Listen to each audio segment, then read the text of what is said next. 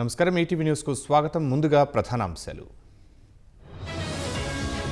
పాక్ సూత్రధారులతో టచ్లో ఉగ్రవాదులు, పార్లమెంటరీ ప్యానెల్కు కేంద్రం వివరణ.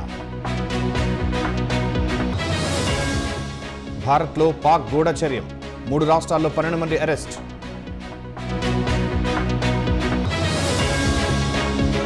ఫైటర్ జెట్స్ ఎన్ని కూలాయో చెప్పండి, కేంద్రానికి మరోసారి రాహుల్ ప్రశ్న.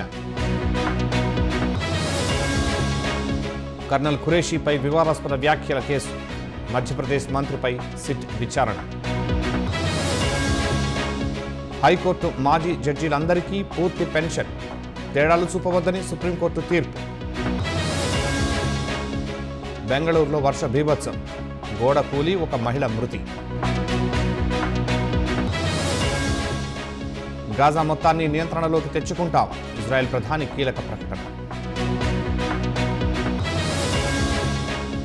జో బైడెన్కు క్యాన్సర్ నిర్ధారణ, త్వరగా కోలుకోవాలని మోదీ ఆకాంక్ష.